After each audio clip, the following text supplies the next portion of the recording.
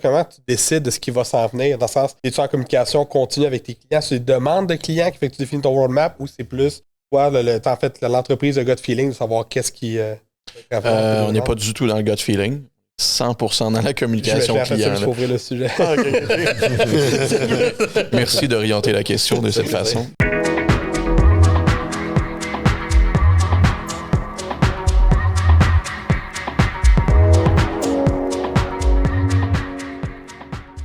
Bonjour, bienvenue à Tout le monde a toujours raison. Aujourd'hui, notre invité, c'est Jonathan Thifault, homme d'affaires, PDG, CEO de Rubber Duck CMS. Bonjour, Jonathan. Bonjour, ça va bien? Ça va bien, toi? Bonjour, messieurs. Content de vous voir. Bonjour. Santé.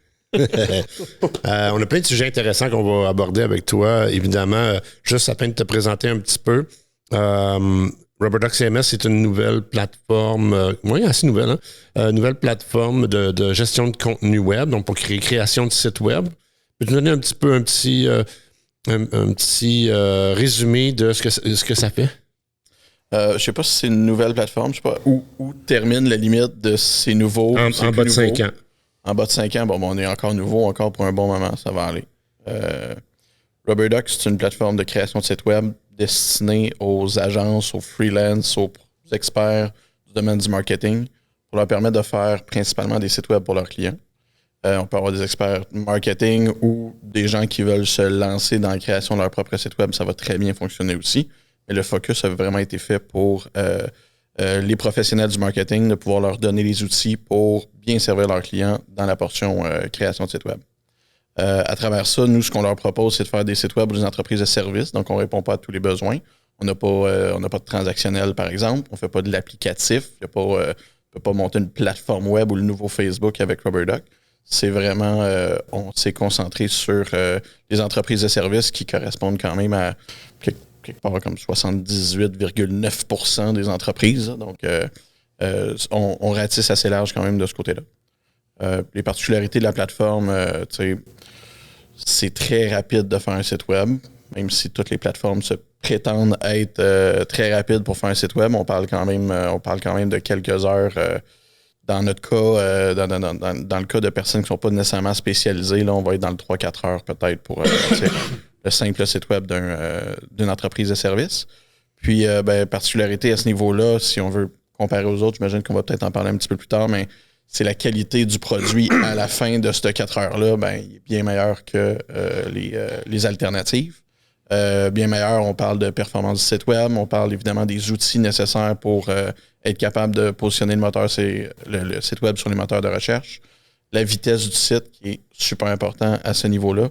Et dans notre cas, nous, on parle aussi de faible empreinte carbone. C'est quelque chose qu'on travaille aussi vraiment fort à s'assurer que les sites web ont la plus faible empreinte carbone possible. Ça fait partie des éléments importants. On a des fonctionnalités que les autres n'ont pas, qui vont toucher principalement justement aux éléments d'empreinte carbone, mais aussi au niveau du multilangue. Donc, la possibilité de faire un site web dans plusieurs langues. Il y a beaucoup de plateformes qui l'offrent, mais on n'en a pas encore trouvé que c'est agréable de le faire. En effet. Voire même souffrant. Donc, nous autres, c'est dans cette direction-là qu'on est allé. On a rendu ça agréable, simple et rapide de faire toute cette portion-là de site web multilingue. Je pense qu'on a jusqu'à une possibilité de 12 langues, peut-être plus, là, mais c'est pas vraiment limité à ce niveau-là. Principalement, c'est ça. Fait que sans rentrer dans tout le parcours, là, si je me trompe pas, toi, t'es rentré dans le département des ventes d'une boîte de conception web qui s'appelait Caméléon, ou qui s'appelle Caméléon. En fait, elle existe encore. Oui, elle existe encore. Après un certain moment, tu en as fait l'acquisition. Oui. Puis dans le processus de l'acquisition, est-ce que c'est à partir de là que Rubber Duck est né ou c'était même avant? Non, c'est complètement après. Okay, c'était même pas dans les plans au moment où j'ai acheté l'agence de se lancer dans Rubber Duck ou quoi que ce soit qui ressemble à ça. C'est venu comment, l'idée de Rubber Duck? Moi, quand j'étais représentant des ventes, je suis quelqu'un de très paresseux. Puis j'aime pas ça travailler beaucoup. Alors, ce que j'avais fait mon développement d'affaires au niveau des agences pour trouver, dans le fond, des entreprises à qui sous-traiter, qui finalement, c'est eux qui allaient vendre. Puis moi, j'avais juste besoin de prendre des appels puis de passer les commandes. C'était ça ma méthode de vente, moi. Ça a relativement bien fonctionné. Puis ça représentait une très grosse portion du chiffre d'affaires de l'entreprise quand j'ai acheté l'entreprise. OK. À cette époque-là, on utilisait une technologie maison qui avait été bâtie par les fondateurs de l'agence quelque part en 2004, 2005, 2006. Donc, c'est vraiment une vieille technologie. Cette technologie-là était performante en termes de résultats, en termes de qualité des sites web. Était hyper flexible par rapport à ce qu'on pouvait faire avec, mais était extrêmement vieillissante, monolithique, très problématique de scaler puis d'améliorer ce produit-là dans le futur. C'était pas un produit qu'on pouvait utiliser pour le futur. Et il n'y avait pas des outils dedans qui servaient justement aux agences avec lesquelles je travaillais, qui m'ont rapidement fait part quelques mois après que j'ai acheté l'entreprise que si on restait avec cette technologie-là, ils ne pourraient plus sous-traiter leurs projets chez nous parce qu'après ça, ils étaient pris avec une bébête avec laquelle ils ne pouvaient pas évoluer, positionner ses moteurs de recherche, faire le nécessaire en termes de marketing. Là, on parle de pixels, de tags, d'événements et de tous ces éléments-là qui ont besoin de bien fonctionner dans un site web, qu'eux puissent bien faire leur travail. Donc, c'est pas mal à partir de ça qu'on a commencé à réfléchir à une nouvelle solution. Quand on a commencé à réfléchir à ça, c'était pour bâtir ou pour trouver, en fait, un outil pour pouvoir bâtir les sites web des clients. Pour continuer, en fait, avec ce que vous aviez comme service. Oui, exactement. L'objectif, c'était juste d'utiliser un produit pour nous. Quand on s'est mis à le bâtir, l'objectif, c'était, nous, de le proposer à nos agences puis qu'elles soient contentes. C'était pas de le commercialiser sous forme de produit nous-mêmes. Là. Le but, c'était juste comme un outil interne qu'on bâtissait au départ. Là, quand tu as vu que ça l'avançait bien puis qu'il y avait une facilité d'utilisation, tu t'es dit « Oh my God, pourquoi pas ouvrir ça au grand public? » Les agences qui nous l'ont dit, c'est nos partenaires. Okay. Quand je dis agences, c'est des agences, mais beaucoup, la très grande majorité, c'est des freelances là, du domaine des communications qui ont quelques dizaines de clients puis qui travaillent avec eux. Les agences représentent peut-être 20% de notre clientèle. Okay. Mais c'est souvent le marché. C'est eux qui nous l'ont dit. On leur a présenté la nouvelle plateforme puis ils nous ont dit, on n'a plus besoin de vous pour faire des sites web d'abord. Ciao. On va juste utiliser votre plateforme. Ouais. Là, on a juste allumé, puis on a comme, on va faire produit d'abord. Excellent. Est-ce que, comme on disait, Caméléon existe toujours. Est-ce que l'objectif, c'est que tout va se centrer sur la nouvelle plateforme RubberDuck, éventuellement sur un 5 ans? Ou est-ce que tu vas continuer à développer des choses plus clés en main avec Caméléon? Non, on a complètement séparé les deux depuis le mois de mars de l'an passé. On a vraiment c'est quelqu'un d'autre qui gère Caméléon puis qui fait ses propres trucs de son côté. Là. Donc, c'est vraiment relié à nous, même si on supervise un peu. Et naturellement, cette agence-là, elle fait des sites web en utilisant RubberDuck. Ouais. Mais c'est tout. Le reste, l'ensemble de l'équipe a transitionné au courant des dernières années vers la portion produit, vers le modèle startup. Tu es resté actionnaire de l'entreprise? Oui. OK. Pour le moment. Oui, ça. L'objectif, en fait, c'est de mondialiser RubberDuck, j'imagine. Oui, exactement. OK. Fait que là, qui considères-tu dans ce marché-là serait... C'est plate, on ne veut pas nommer des compétiteurs, mais c'est intéressant pareil.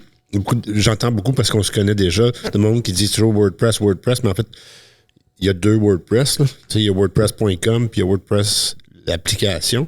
Oui, en effet. Vous autres, l'application, c'est pas tant ce volet-là que vous allez compétitionner avec. Là. C'est plutôt au niveau de l'hébergement du CMS, j'imagine. WordPress, on est vraiment un entre-deux entre les WordPress qui ont un certain niveau de customisation, de personnalisation que tu peux aller mettre dans un site web puis après ça rajouter des plugins et tout ça. Ouais. Et de l'autre côté, complètement à l'opposé, tu as, on va dire, un Wix que tu peux faire ce que tu peux faire avec, mais après ça, pour l'optimisation, pour les moteurs de recherche, pour la qualité du site web, ça vaut ce que ça vaut. Je ne vais pas m'étendre là-dessus. On se positionne vraiment entre les deux où on veut donner les avantages de WordPress, d'être capable de se connecter absolument à n'importe quoi, mais plus facilement, sans avoir des plugins qui sont développés par je sais pas qui, je sais pas où dans le monde. Et de l'autre côté, un Wix qui donne pas la marge donne pas les outils nécessaires pour bien faire ton travail, pour servir ton client quand tu es une agence. On va le dire comme ça. Pour avoir déjà fait le tour un petit peu, JP aussi dit qu'il a fait le tour, puis d'en avoir discuté avec toi aussi dans le passé, ce que j'utilise beaucoup les autres plateformes, j'utilise énormément de CMS, plusieurs marques, puis ce que j'ai constaté, c'est souvent, comme tu dis, ce qu'on appelle en anglais le bloating. Tu sais, c'est tout ce qu'on rajoute qui fait que ces plateformes-là, à un moment donné, on ne sait plus où est-ce qu'on est rendu. On est rendu super lourd. Puis ce que j'aimais dans l'idée de Rubber Duck, de mon côté, c'est que justement, tout est in-house. Fait que quand tu veux quelque chose de fonctionnel, c'est déjà à l'intérieur de ton CMS. Tu t'en vas pas faire des recherches pendant 3 heures pour tester des plugins de un à l'autre qui est bon, mais qui n'est pas compatible avec l'autre plugin.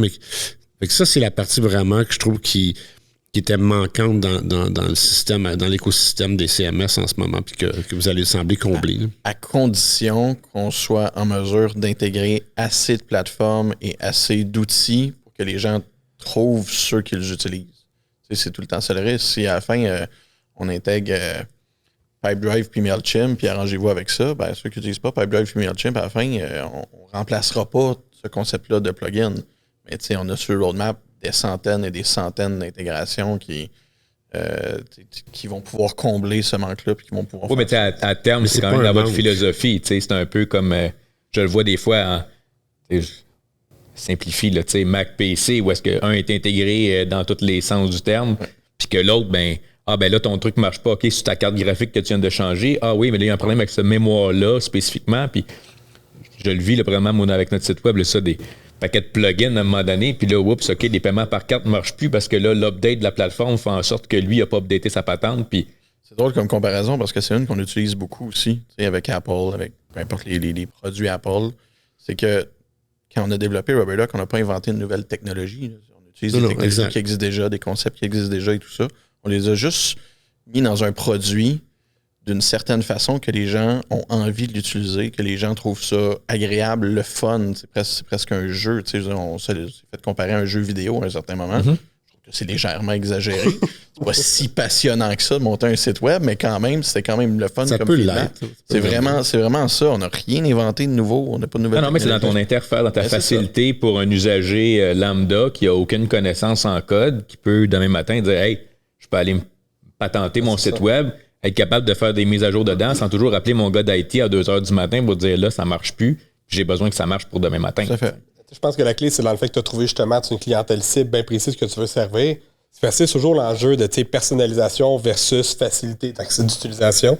Puis en trouvant votre marché, ben, tu es capable de trouver le sweet spot. Puis en effet, pour l'avoir utilisé la plateforme, c'est hyper rapide, hyper perçant, puis tu n'as pas justement 1000 plugins, tu n'as pas les enjeux de sécurité qui viennent avec ça, les enjeux de mise à jour, les enjeux de serveur. Je pense qu'un des gros facteurs positifs là-dedans, pour moi, c'est l'approbation puis le testing de l'intégration. Tu sais, on parle des autres, on parlait de WordPress tout à l'heure, ou on parle de Concrete 5, ou il y a plein d'autres plateformes qui, tu programmes pour ça, sont approuvées dans les boutiques d'achat, mais ils n'ont jamais été testés. Right, ils sont testés. S'ils fonctionnent sur le coup, sont approuvés. Tandis que quand, comme Rubber Duck, c'est l'entreprise qui fait l'intégration des tiers parties, mais tu ne la mettras pas sur le marché si ça peut planter ton système. Je pense que ça, c'est quelque chose qui me manquait beaucoup dans l'industrie. C'est beau, l'open source, mais à un moment donné... ce qui fait que tu as du support aussi, dans le sens que tu as quelqu'un qui a l'ownership vraiment de la plateforme qui permet de... Tu as pas même, je pense, de un support et ainsi de suite. Là. Ouais. Tu ne vas pas appeler... un monsieur WordPress en disant écoute, le plugin un tel que j'ai installé, qui a été downloadé 3 fois puis jamais testé, il a fait planter mon site. T'sais, ça va être pas mal ça. Puis ça, c'est quoi? L'autre possibilité, c'est que tu t'en vas dans le full custom, puis à ce moment-là, ben, tu as les frais qui viennent avec. Là. Ça dépend de ce que tu veux faire. Ouais, c'est ça. On correspond à une certaine gamme de besoins. Puis il y en a. Mais qui représente un gros marché. Oui, exactement. C'est la grosseur de ce besoin-là. Finalement, il est quand même gros. On est quand même tombé sur un bon filon, comme on dit. Beaucoup de dizaines de millions d'entreprises. Exact. Je revenais en fait au niveau de la programmation. C'est que très souvent, quand tu cherches un plugin, puis moi, je me suis fait jouer le tour aussi dans ces plateformes-là. Joomla, dans le temps, c'est la même chose. Le problème, c'est qu'on se crée des besoins quand on a trop de choix de plugins. Ah, ça fait ça? Ça fait ça. Mais tu es rendu avec 18 plugins que tu te sers pas. Quand c'est simple comme vous autres... Ils sont pas nécessairement compatibles entre eux. En plus, souvent. Très souvent. Puis comme il disait, tu fais une mise à jour sur un plugin, puis toutes les autres ne fonctionnent pas.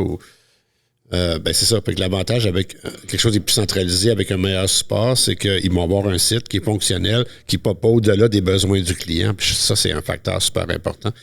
j'imagine aussi que, comme tu as dit, vous avez plein de choses que vous voulez aussi probablement intégrer au fur et à mesure. Vous devez voir un potentiel aussi d'expansion de votre CMS à travers ça. Notre objectif, quand même, assez tôt dans le projet, c'est de faire le moins de fonctionnalités possible. OK. Donc, on veut réussir à répondre à plus grosse portion des besoins de ces entreprises-là, mais de faire le moins de fonctionnalités possible. Un peu à l'image de la gang de Basecamp, 72 Signals, je crois, dans le livre Rework. Donc, tu sais, c'est vraiment toutes les fonctionnalités qu'on voudrait ajouter vont rendre ça plus compliqué. Donc, oui, tu peux personnaliser plus, mais à la fin, c'est plus difficile à prendre la plateforme, c'est plus... puis tu trouves à beaucoup plus d'erreurs et tout ça. Donc, on essaie de rendre ça, évidemment, le plus simple possible à utiliser. Puis les fonctionnalités qu'on veut ajouter, c'est pas nécessairement des fonctionnalités à être utilisées par les agences ou leurs clients. C'est plus des améliorations, nous, en arrière, pour que la plateforme soit plus rapide. Puis quand je parlais tantôt, là, réduire l'empreinte carbone, ce genre de trucs-là.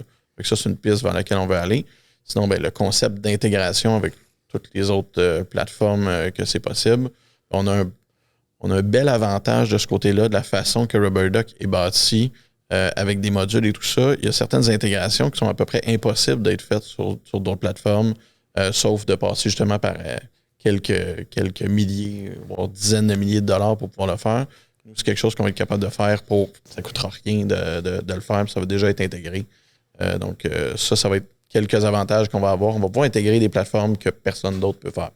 Y a-t-il des technologies actuellement là, qui sont en cours ou que tu vois venir, que tu vois comme un potentiel ou qui t'excite de dire ça va être débile parce que ça va, on va pouvoir rentrer ça dans notre écosystème, puis je vois un futur, quelque chose qui s'en vient, ou je donne un exemple, on parlait hier, moi puis JP, de OpenAI.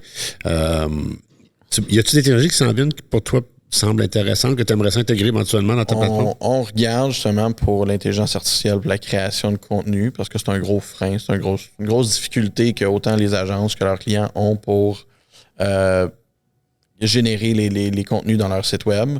À la fin, il y a tout le temps la portion marketing. Est-ce que l'intelligence artificielle va être capable de faire quelque chose d'aussi sharp qu'un humain va être capable?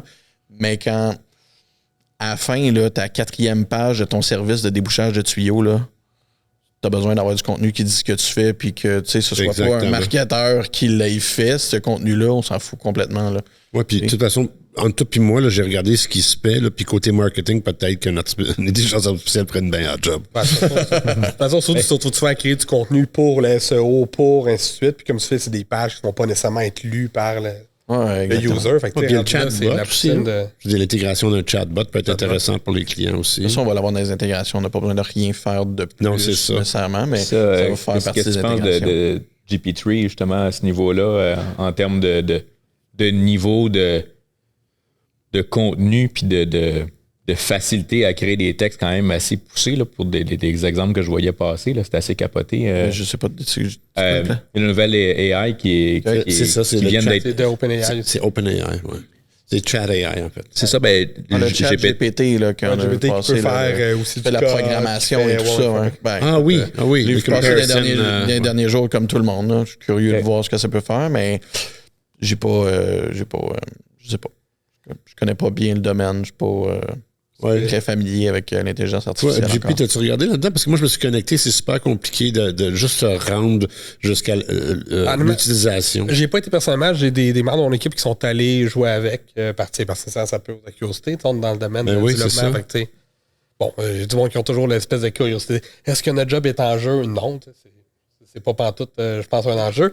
Mais c'est assez impressionnant. C'est sûr que tu peux. Ça ne sera pas une application, mais des snippets de code qui sont assez intéressants, mais c'est un peu comme Copilot ou autre, que c'est plus une programmation assistée, en fait. Là. Il y a toujours de la répétition pour la programmation, certaines choses qu'un AI peut venir donner un coup. Mais c'est comme ça qu'ils le présentent, si je ne m'abuse. Eux autres le présentent comme étant un aide aux programmeurs. Ouais, sauf que j'ai compris que je ne l'ai pas utilisé, mais j'ai compris qu'il faisait quand même énormément d'erreurs. Stack Overflow, qui est assez connu dans le domaine de la programmation. Oui, elle a dit arrêter d'envoyer des réponses automatiques. Exactement. Ils ont bloqué, en fait, tout ce qui s'appelle AI, parce qu'il y avait énormément d'erreurs dans les réponses. C'est vrai, parce que de toute façon, tu es un développeur, tu fais donner du code, il est hors contexte, faut que tu lises, faut que tu le comprennes, puis pour être sûr qu'il soit vraiment adapté. Puis rendu là, fais-les quand c'est un gros. Le but, c'est bien d'avoir des petits snippets, mais pas du code complet nécessairement. Ouais. Mais au niveau des textes, j'ai un ami professeur qui dit qui a fait générer un texte automatique, puis il dit j'ai peur, là, parce que mes élèves, demain matin, là, peuvent maintenant utiliser cette plateforme-là, me pondre des dissertations de 800 mots, là, puis j'ai aucune manière de savoir que c'est un AI qui l'a écrit, parce que la fluidité, puis il est quand même au niveau universitaire, là, il n'est pas primaire, là, tu sais. Puis il dit c'est assez capoté le résultat. Ça veut dire qu'il va falloir que l'université évolue avec ça, puis ils vont commencer là, tu vas avoir d'autres bots qui vont pouvoir analyser si ça vient d'un bot. Là, évoluer l'éducation et l'université, mais à quoi penses-tu? Non, mais c'est la même chose que dans le meilleur artistique aussi. Là, on l'a vu là, avec des images auto-générées. Mais à la fin, il faut que ce contenu-là soit basé sur du contenu existant. Il y a toujours plein de ça. Pour ce qui est après ça du domaine éducatif, je peux voir l'enjeu, puis que le bot, il va nanana, puis quand le bot, il va contrer le bot, puis ça va donner la même guerre. Oui, mais c'est... OK, tu parles du AI artistique, là. Oui, je comprends ce que tu dis, mais en même temps, il faut que quelqu'un dirige le AI vers le résultat qu'il veut. C'est pas juste « fais-moi une bonne femme qui saute d'un 5e sur un oiseau ». Ça donne jamais un bon résultat. Faut que tu sois super précis, puis après ça, tu rentres dans une deuxième phase de précision, puis après ça, tu rentres dans une troisième phase de précision. Mais on va revenir vers Rubber Duck parce qu'on est en train de s'envoler. Oui. Ben ça, je suis curieux par rapport à Rubber Duck, parce que je pense que tu parles beaucoup de features, d'ajouts. Comment tu définis un peu ton roadmap à travers ça? Comment tu décides de ce qui va s'en venir? Dans le sens, es-tu en communication continue avec tes clients? C'est des demandes de clients qui fait que tu définis ton roadmap, ou c'est plus toi, en fait, l'entreprise, le gut feeling, de savoir qu'est-ce qui... on n'est pas du tout dans le gut feeling. 100% dans la communication client. Je vais ouvrir le sujet. Merci d'orienter la question de cette façon. J'adore comment tu as répondu, par contre. C'était vraiment ça à coche. Oui, c'est 100% gut feeling. Non. Oui, j'ai quelqu'un. On a Simon dans notre équipe qui est, je sais pas, Chief Agency Officer, bonheur des agences et tout ça. Puis on prend vraiment tout leur feedback de façon très active depuis longtemps déjà. Là, on est rendu à presque la 3e version de Rubber Duck là, qui sort au mois de janvier. Là. Donc, tu sais, à travers chaque étape, à travers chaque push de tenter de voir pour la commercialisation où est-ce qu'on s'en va avec ça, puis de quelle façon qu'on va se positionner, tout ça. Ça fait 2 ans qu'on fait, je ne vais pas dire de l'essai-erreur, parce que c'était pas nécessairement des erreurs, mais c'est des tests. Puis de pousser ça à notre crowd, de pousser ça à nos agences, puis de faire OK, est-ce que maintenant c'est correct? Est-ce que c'est la meilleure façon de fonctionner? Est-ce que c'est les meilleurs outils pour vous? Fait qu'on se fie vraiment beaucoup de eux. Mais encore une fois, je reviens encore au livre de Rework. J'ai obligé tout le monde à lire au bureau. La première chose qu'il faut dire quand quelqu'un te demande d'ajouter une nouvelle fonctionnalité dans ton produit, c'est non. Dis non. Jusqu'à ce qu'il y en ait tellement qui te le demandent que là, ça devienne no-brainer. Sinon, jusque-là, c'est parce que c'est probablement pas une bonne idée de l'ajouter, tout simplement. Paraphraser McSween, en as-tu vraiment besoin? Oui. Il y a beaucoup de ça. Puis Rubber Duck est bâti autour de ça. Un exemple, là, c'est que dans Rubber Duck, au niveau design, tu es plus limité que dans, on va dire, dans Wix ou dans Webflow. C'est-à-dire que tu peux pas prendre un bouton et le changer de couleur. Si tu changes les couleurs des boutons, tous les boutons... Tu as un CSS principal, en fait. Ouais, exactement. Mais okay. C'est structuré. Tu peux faire plein d'affaires super malades avec les couleurs, mais juste dire quelque chose, ce bouton-là. Te couper vite. Pour ceux qui ne savent pas, là, on parle d'une feuille de style. Avec un site web, normalement, ça fonctionne avec une programmation pour les couleurs qui est séparée de la programmation des fonctionnalités. Oui, exact. Puis, tu peux pas faire ça dans Rubber Duck, changer juste une couleur, ou tu peux pas prendre un bouton puis le déplacer. Et ça a déjà été pensé, ce design-là, le UX est déjà monté, et je reviens à ce que tu as dit tantôt, tu es un plombier, prends ce qu'on t'a donné. Ouais. On y a déjà pensé à ton modèle d'affaires, à ce que tu veux réussir, à tes objectifs. C'est pas vrai que ce bouton-là dans le site web a besoin d'être rouge au lieu d'être orange. Ça va être correct. Fais-nous confiance. Puis, il n'y a pas besoin d'être 8 pixels à gauche. Ça ne change absolument rien.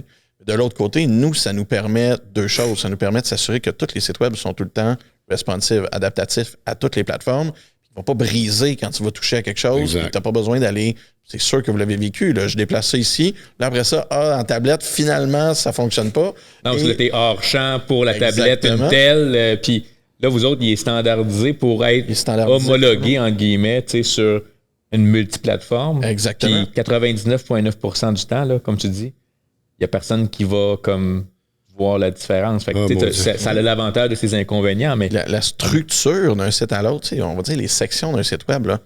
Tu as un texte à gauche avec une image à droite, puis l'autre section, tu as une image à gauche avec un texte à droite, puis dans l'autre, tu as une image full largeur, puis dans l'autre, tu as un texte full largeur, puis quand tu es rendu à une trentaine de sections de même, tu as pas mal fait le tour de tout ce qui est possible. À disposition possible. La logique de ça, c'est qu'à travers tous les thèmes qu'il y a dans notre bibliothèque, puis en ce moment, on n'en a pas beaucoup, évidemment, on va en avoir beaucoup plus dans le futur, à travers tous les thèmes, c'est toutes les mêmes sections qui existent. Donc, tous les thèmes ont la section texte à gauche avec l'image à droite, puis texte à droite avec l'image à gauche.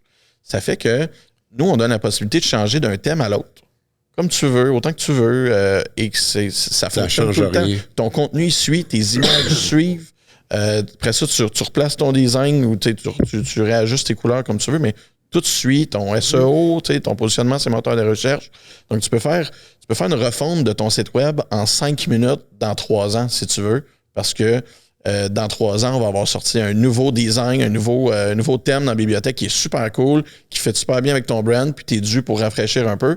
Ben 5 minutes, puis ta mise à jour est faite, puis tu n'as rien perdu, tu n'as pas eu besoin de recommencer à zéro, et tu es sûr d'être top-notch en termes de niveau technologique. On parle de langage HTML, CSS, vraiment la dernière version. Oui, parce que ça se fait... ça se fait à l'extérieur de ce que toi tu vois. Ça se fait en arrière par l'entreprise qui met toujours à jour avec des nouvelles technologies. Puis ton site, lui, n'est pas affecté parce que quand c'est poussé, c'est testé. Exact. Mais je dois te dire que c'est un énorme cheval de bataille dans le domaine des communications, petit marketing, le micromanaging des clients. Dans le sens que ce que tu dis, là, un espace entre 2 mots ou la couleur d'un bouton, c'est tellement... toi aussi, tu connais ça. Là, c'est vraiment, là, j'ai vu des sites être retardés pendant d'1 an complet sur des détails absolument ridicules, là, sur des choses. C'est les agences qui ont créé ça. C'est les agences qui ont créé ce besoin-là ou cette idée-là que les clients, ils peuvent comme tout changer puis faire ça exactement comme ils veulent. Le client, là, il est avocat, il est notaire, il est plombier, il est électricien. Dans notre cas, à nous, il n'a aucune espèce d'idée qu'est-ce qui est le mieux de toute façon. Il ne devrait pas avoir à même... Je veux dire, oui, on veut faire plaisir au client à la fin, mais qu'est-ce qu'il a besoin versus qu'est-ce qu'il veut? Tout le monde sait que ça peut avoir une énorme marge entre les deux. C'est la peur, hein? C'est la peur qu'on dit, c'est fais confiance à l'agence, fais confiance aux professionnels qui l'ont fait, qui l'ont préparé pour toi. Puis après ça, être capable de déplacer son bouton, de le prendre à gauche, de le mettre à droite parce que toi, tu trouves ça plus beau. Ouais. Sorry, là, mais c'est la peur de l'agence, c'est la peur du sous-contracteur souvent.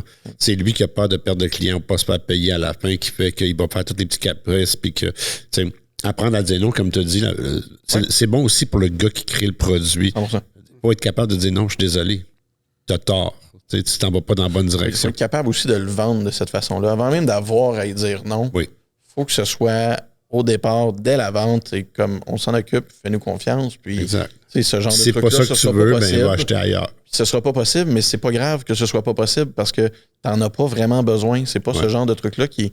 C'est pas de changer la couleur de ton bouton qui va faire que tu vas vendre plus de tuyaux. Tu sais, c'est... Oui, pour changer la couleur, ça va te coûter 20 000 $. Non, finalement, la couleur est correcte comme ça. Oui, exactement. Ça aussi, à un moment donné, quand moi, je faisais du 3D, là, puis c'est OK, tu as droit à 2 révisions. Puis quand on a commencé à charger à partir de la 3e, c'est drôle, là. C'était fou le nombre de maintenant que là, c'était correct après 2 révisions au bout du compte, puis qu'on passait plus des semaines à retravailler une image ad vitam aeternam parce qu'il n'y avait pas de conséquences pour le client. Tous les domaines créatifs, moi j'ai un ami qui est cuisinier, mais en fait, lui, il monte des recettes pour les entreprises. Fait que, par exemple, c'est lui qui a reproduit la recette de Saint-Hubert pour les crapoutis. Pour que maintenant, en IGA, tu aies exactement la même saveur quand tu le fais dans ton four. Okay. Fait que lui, il refait la recette pour qu'elle fonctionne aussi dans un four conventionnel, right? Puis la même chose, right? C'est qu'à un moment donné, il faut que tu limites ce que tu es prêt à faire puis du détail parce que tu finis plus de finir. Là, ma tante Gertrude du frère de l'autre dit que c'est pas exactement le même goût. Puis puis comme Jean-Pierre mentionnait tantôt, c'est juste de décider c'est où ce que tu donnes la flexibilité, c'est où ce que tu l'enlèves, c'est où ce que c'est nécessaire. Le fait d'avoir travaillé avec les agences depuis tant d'années, ben c'est là qu'on est capable de dire, tu sais, on a basé sur Rubber Duck sur à peu près 3000 sites web que j'ai analysés qu'on avait fait dans le passé. Ouais. Puis à l'intérieur de ces 3000 sites web-là, 92%, je pense, là, ça fait vraiment longtemps, là, mais tu sais, un chiffre complètement absurde comme ça, fitait dans 6 modules. On avait besoin de bâtir 6 modules très, très précis. Et avec ces 6 modules-là qu'on mettait dans RubberDuck, tu répondais à 92%, ça convenait à 92% des sites web, puis l'autre 8%, c'était des transactionnels. Fait qu'à la fin, un portfolio, mais c'est une bonne leçon d'entrepreneuriat, ça. En soi, là, c'est une super bonne leçon. Je veux dire, n'importe quel entrepreneur, dans n'importe quelle entreprise, dans n'importe quelle formule, devrait prendre le temps de regarder puis d'optimiser le produit qu'il offre, comment il fonctionne à l'interne selon les paramètres génériques, puis de pas te répéter toujours essayer de changer, essayer d'optimiser, puis à un moment donné, tout ce que tu fais, c'est essayer d'optimiser, mais tu te concentres pas sur ce qui fonctionne déjà actuellement. C'est bien, parce que là, tu sais, dans le fond, tu fais mentir la loi du 20-80. Tu as 20% dans RubberDuck, mais qui répond à 92% du marché. Oui, exactement. Exact. C'est exactement ça. De toutes les fonctionnalités possibles, oui, probablement qu'on en a juste 20%, mais en effet, ça répond à 80%. Ça vous arrive des fois de pousser des fonctionnalités que les clients n'ont pas demandé, mais ils disent « Hey, ça, on va le tester parce qu'on pense que ça va desservir un besoin que personne n'avait comme identifié avant, puis où c'est vraiment tout le temps... On n'a tellement pas ce genre de temps de disponible là. Okay. Non, mais les gens n'ont pas besoin, la question, où c'est vraiment juste, tu sais, présentement, c'est que l'outil répond, dans le fond, c'est vraiment avec le back and forth. Un roadmap de 2 ans encore, basé exclusivement sur ce qui est vraiment nécessaire selon les agences, selon leurs besoins, selon leur réalité. Mais pas, non, on n'est pas parti dans des folies à essayer des trucs. Mais c'est quelque chose, par exemple, s'il y a une fonctionnalité qui va faciliter la vie de RubberDuck et aussi apporter un avantage, j'imagine que vous allez l'intégrer. Parce que ça peut être ça aussi des fois, c'est au niveau fonctionnel du CMS. Ouais. Tu as introduit une nouvelle fonction. Il n'y en avait peut-être pas besoin, mais tu sais que dans la fonctionnalité ou même au niveau du CMS lui-même, c'est une plus-value. Oui, on en a un récemment comme ça où à la fin, on se rend compte que la structure, la façon qu'est bâti RubberDuck, ça permet de construire une certaine fonctionnalité qui donne accès à une grosse portion de marché qu'on ne pouvait pas servir avant. Donc, exemple, les courtiers immobiliers. Donc, on avait déjà une intégration pour les courtiers immobiliers au Québec, c'est avec Centris. En Amérique du Nord, il y a des centaines et des centaines de MLS comparables à Centris. Et un courtier immobilier a nécessairement besoin que les propriétés qu'il va afficher sur sa plateforme MLS soient synchronisées directement avec son site web. Il ne veut pas avoir à gérer ça en double. Ça, c'est la base. Nous, on a une façon dans RubberDuck de pouvoir bâtir ça, qu'à la fin, ça va être plus intéressant, plus facile, plus rapide, plus génial pour le courtier de l'utiliser à l'intérieur de RubberDuck que d'aller chercher une autre plateforme ou une autre agence qui va y faire un site web custom ou un site web semi-custom dans lequel ça va être plugué directement, mais que là, ça va pas scaler, ça va pas... Puis là, sa plateforme, s'il veut un blog dedans, il va devoir rajouter ça custom tout le temps. C'est tous ces éléments-là que nous sont déjà à l'intérieur. Fait que d'aller ajouter ce module-là pour les courtiers immobiliers qui devrait sortir dans les prochaines semaines, mais c'est comme naturel. Puis ce qui est intéressant, c'est qu'on sait qu'on est les seuls à pouvoir le faire. Fait que cette portion-là, c'est cool. Puis, honnêtement, 90% de la job était déjà faite. Donc, la décision était facile à prendre. L'intégration, vous autres, était simple pour aller rouvrir un autre marché énorme. Ah, exactement. On s'entend, là? Exactement. On a trouvé bons partenaires au Québec, bons partenaires à l'international pour pouvoir justement faire les connexions qui sont nécessaires pour faire ça. Puis, ça fonctionne magiquement. C'est ça l'intérêt de RubberDuck. À ce niveau-là. Fait que là la conceptualisation de la première version de RubberDuck qui est sortie, ça fait combien de temps? 2 ans. 2 ans. Fait que peut-être 1 an avant ça, tu avais commencé à penser à ça, j'imagine, ou 6 mois avant ça, tu peux commencer déjà à... Non, c'est 2 ans. Ça a été 2 ans de travail arrivé à la première version. Fait que donc 4 ans. Oui, exact. OK. Parce que c'est important, ça aussi, je voulais en parler un petit peu, là, de ton processus de création, puis tes embûches, puis où est-ce que tu t'en vas next. Ça m'intéresse de savoir un peu, parce qu'il y a plein de personnes qui pensent avoir des super idées. Ils pensent qu'en dedans de 6 mois, l'idée va être concrétisée, puis 1 an, ils sont millionnaires. Ils ont toujours raison. Pardon? Ils ont toujours raison. Oui, exactement. Tout le monde a toujours raison, tu le sais. Sauf moi. Moi, je suis le seul qui a tort. Faut que je compense. Je suis l'autre pesant en balance.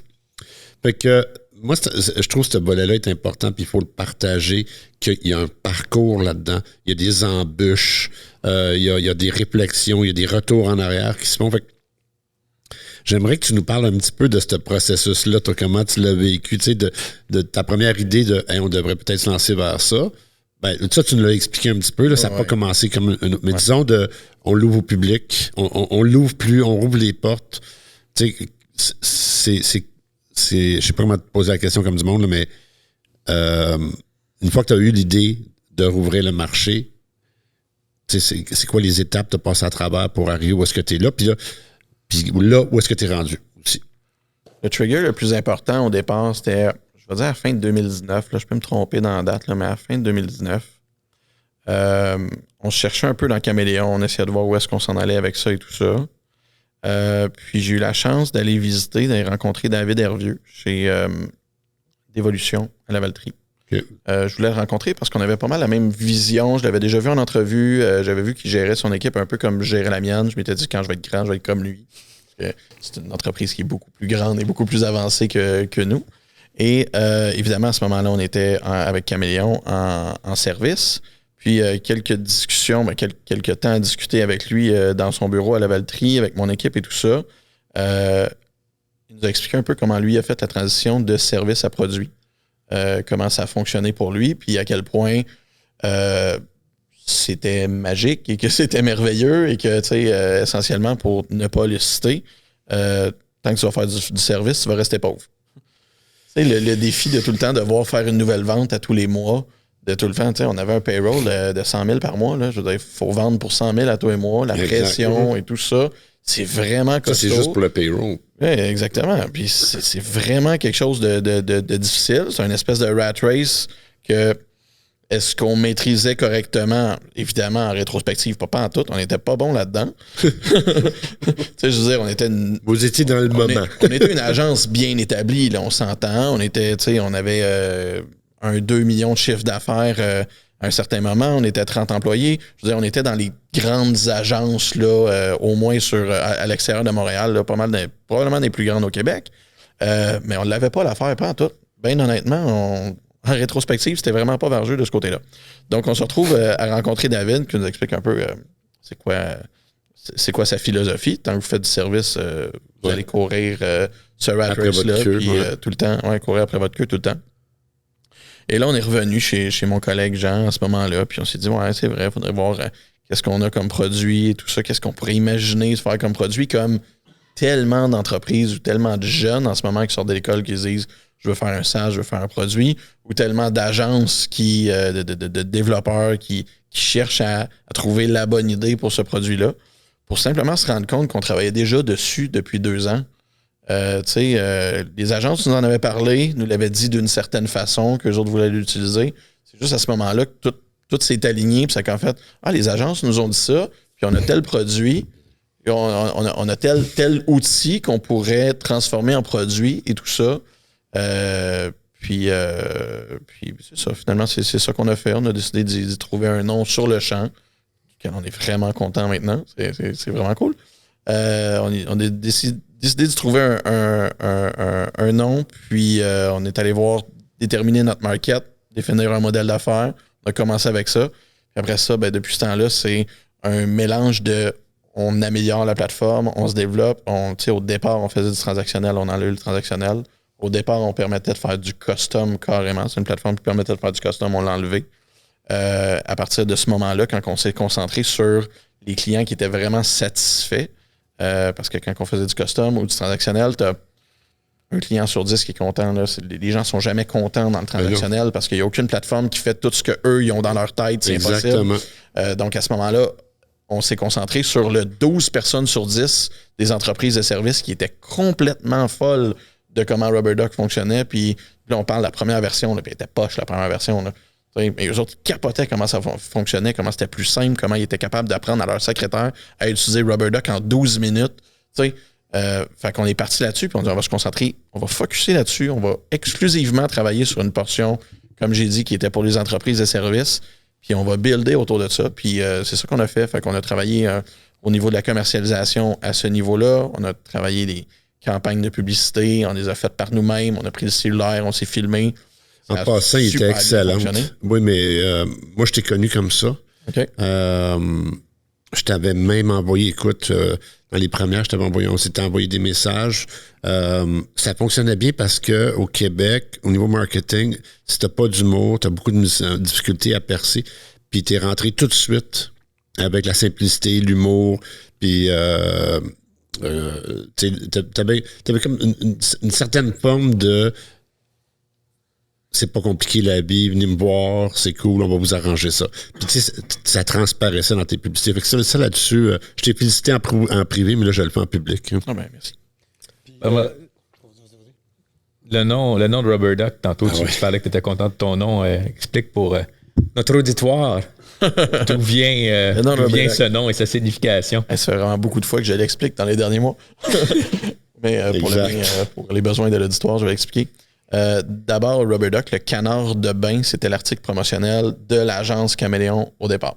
Pourquoi c'était l'article promotionnel de l'agence Caméléon au départ? C'était que il y a un concept en programmation qui s'appelle le rubber ducking.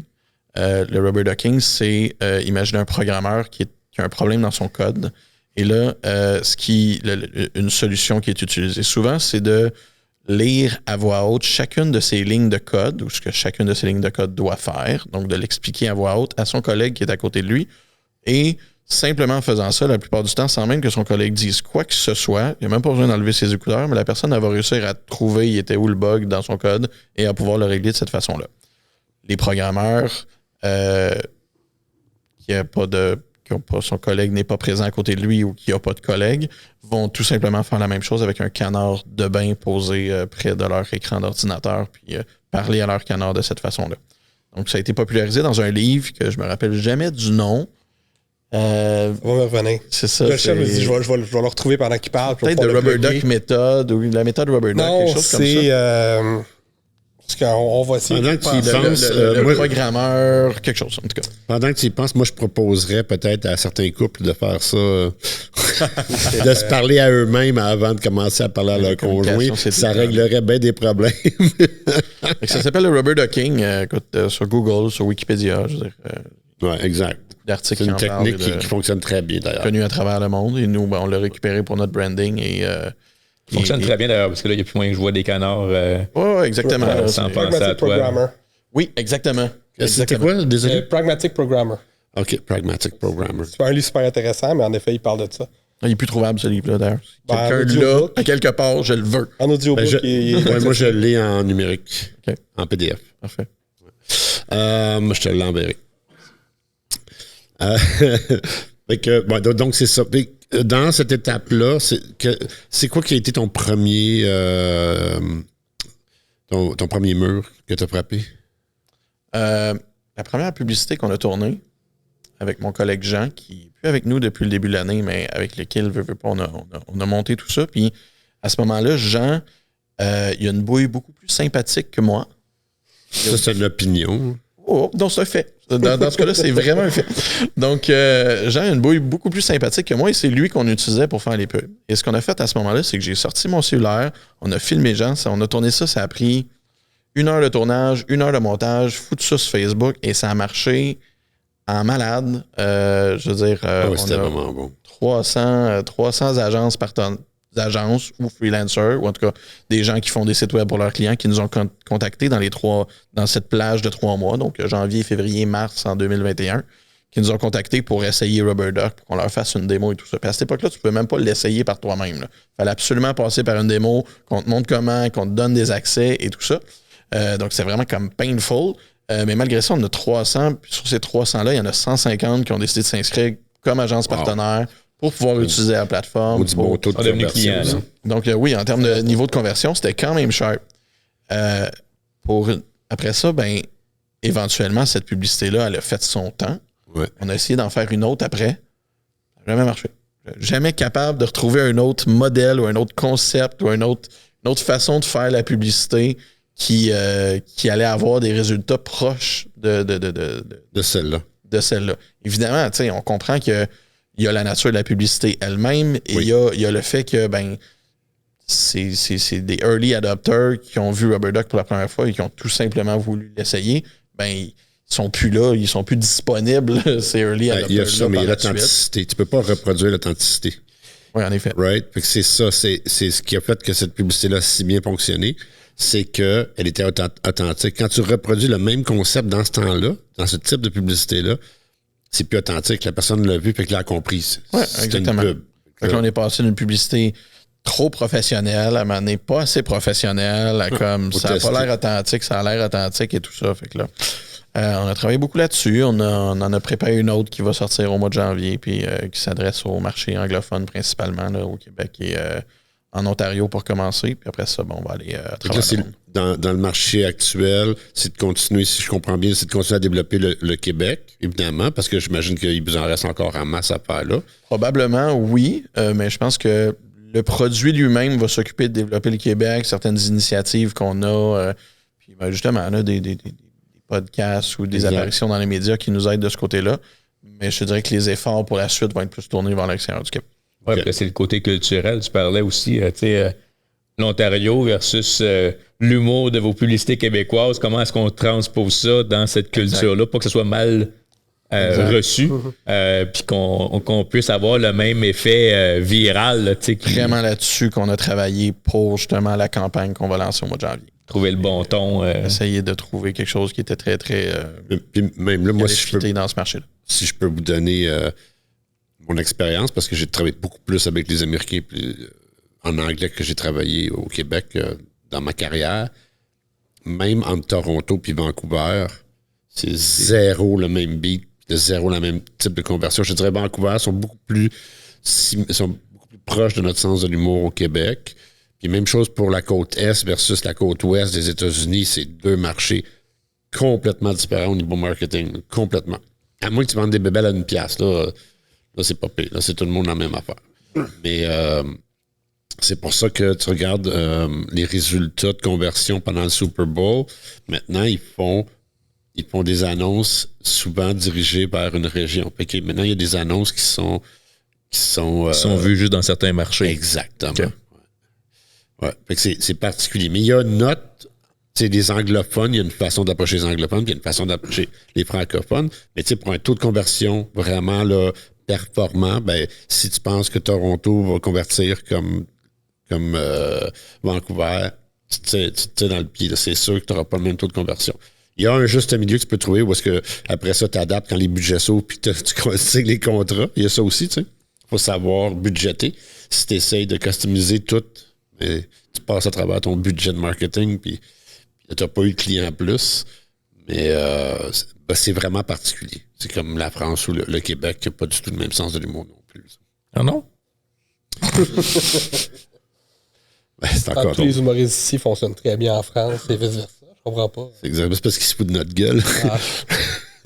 J'ai une petite question pour toi. Tu parlais genre du 2 ans, là, il y a eu du défi, il y a eu beaucoup de développement par rapport à ça, mais tu partais aussi d'un produit qui était existant un peu à l'interne. À quel point tu as eu un rewrite complet, tu l'as reparti de zéro, ou tu as eu beaucoup de back and forth niveau technologique? À quelle étape tu veux dire? Ben, parce qu'au début, tu disais, on avait un produit à l'interne, on s'est rendu compte que on avait déjà un produit sur lequel on travaillait, qu'on pouvait commercialiser, rendre ça en formule SaaS, mais à quel point tu es parti d'une plateforme qui, selon moi, j'imagine, tu devais déployer par client, puis qu'il a fallu que tu te transformes en SaaS, puis ça a été quasiment un rewrite complet, ou tu as eu combien? As-tu eu énormément d'itérations? Pour cette portion-là, je te dirais qu'elles sont assez récentes, là, les itérations, par rapport à la structure, où on est vraiment allé, serverless, là, tout décentralisé, tout ça. Je connais pas super bien ça, mais je sais qu'on est rendu que maintenant, on peut scaler sérieusement, plutôt que de devoir installer manuellement chacun des sites web des clients qui le demandent.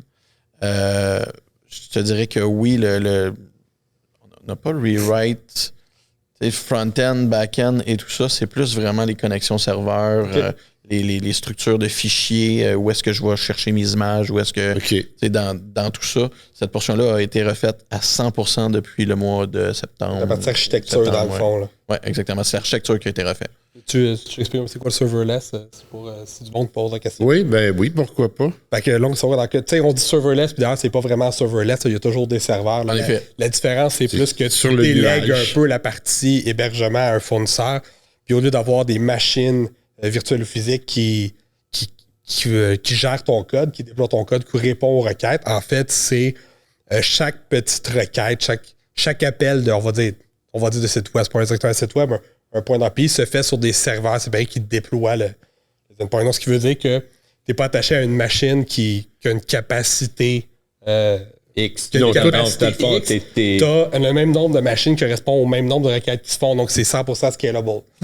C'est ça. Donc, dépendamment du besoin. Donc, dépendamment du besoin, tu vas avoir plus de machines qui vont répondre à tes différentes requêtes. Parce que quand tu n'as pas de besoin, tu n'as pas de machine qui répond à aucune requête. C'est le concept du cloud, en fait. Le concept original du cloud, c'est ça. Le concept du cloud, mais dans le sens qu'encore là, quand on parle du cloud, on parle de, on va dire, des ordinateurs qui sont un peu décentralisés avec des images qui sont sur des data centers qui sont fractionnés. Serverless, c'est pas vraiment ça. Donc, tu veux dire, exemple, tu as un bouton qui, lui, quand on clique dessus, te permet de créer ton utilisateur.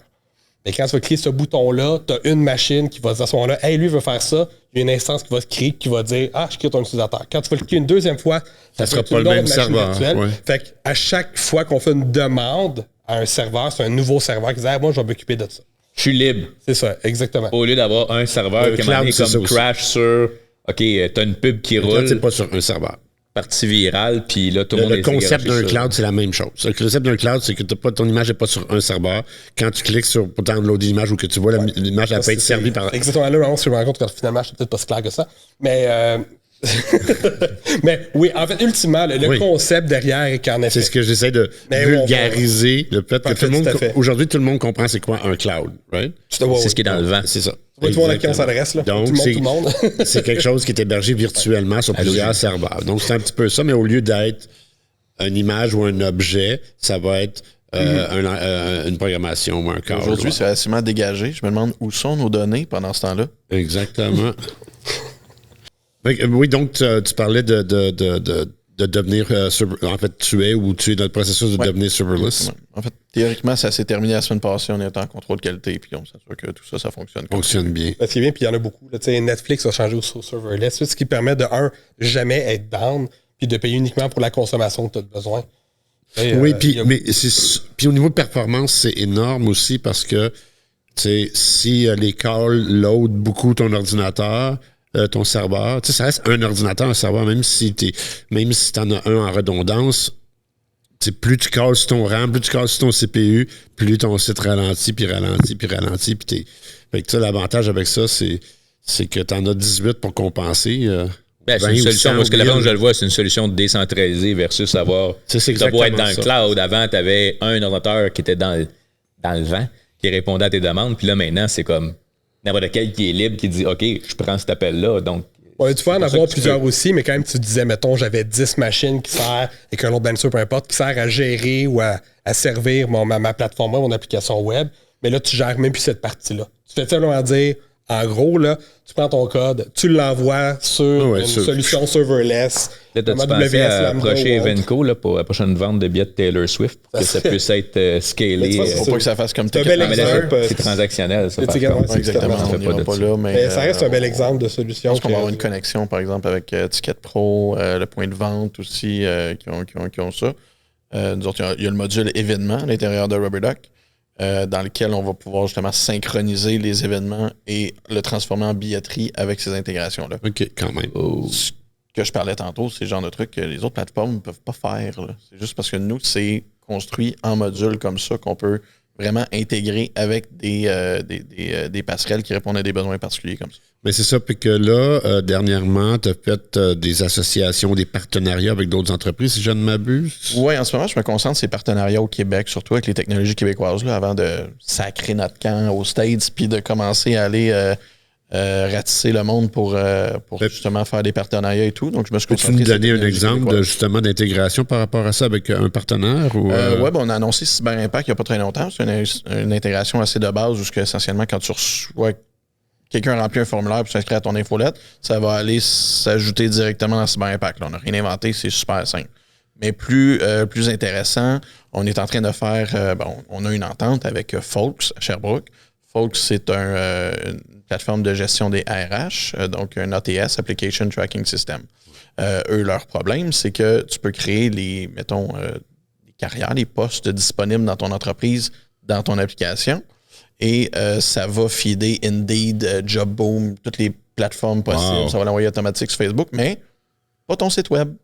Parce que tous les sites web sont différents, ils ne peuvent pas se connecter de façon intégrée directement avec le site web sans passer par une programmation de 10 000 pour aller intégrer chaque site web individuellement juste pour cette portion-là. Donc, nous, ce qu'on va faire, c'est qu'on a le module de carrière, justement, dans RubberDuck, qui permet déjà de gérer des postes que tu vas afficher dans ton site web. Tout le setup est déjà fait pour ça.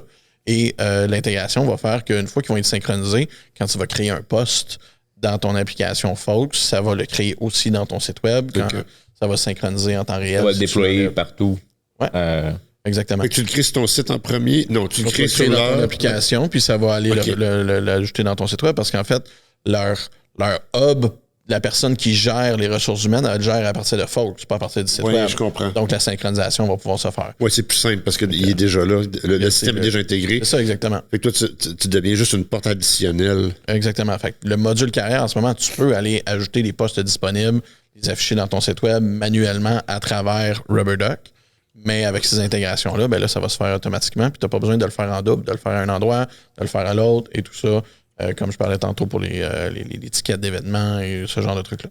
C'est le genre de trucs que nous, on peut faire, mais que c'est impensable de faire dans une plateforme, dans une alternative qui existe. Puis des situations comme ça, puis des opportunités comme ça dans le monde en ce moment, on va en avoir des milliers. Là, ça, c'est sûr. Des plateformes comme ça qui n'ont pas de solution parce que les gens sont sur WordPress, puis tu peux pas...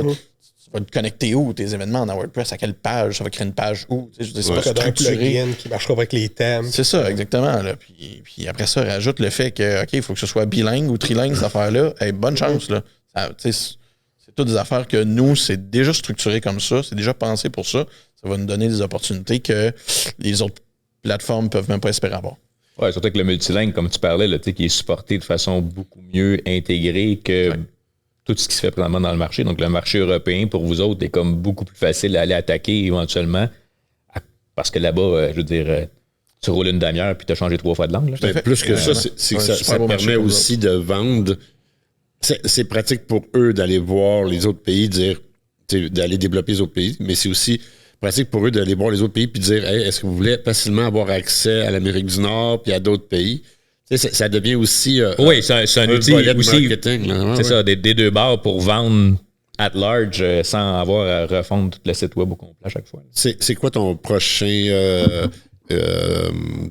cheval de bataille? C'est quoi le mur que tu vois que tu vas falloir que tu contournes d'après toi? Parce que là, tu t'en vas US. Est-ce que tu anticipes quelque chose qui va être un peu plus difficile à modèle d'affaires, le mur, c'est tout le temps le mur du cash flow. Tout le temps. Évidemment. À la fin, tu as beau avoir un beau modèle qui est rentable, qui est profitable, mais il est rentable dans combien de temps? Il faut investir maintenant, recevoir pour recevoir des revenus plus tard. On a prouvé notre modèle. On a une entreprise qui fonctionne. Il n'y a pas de doute de ce côté-là. Je veux dire, ça reste juste une question de temps à la fin avant de... on va dire d'atteindre la rentabilité si on décide de l'atteindre. C'est un peu ça le modèle. Fait que c'est vraiment une histoire de cash flow. C'est tout dans le mur du cash flow parce que le reste, au niveau technologique et tout ça, il n'y a plus d'inconnus, il n'y a plus rien devant nous autres qui nous empêche. Rien que tu peux pas intégrer, en tout cas. Pardon? Rien que tu peux pas intégrer, en tout cas.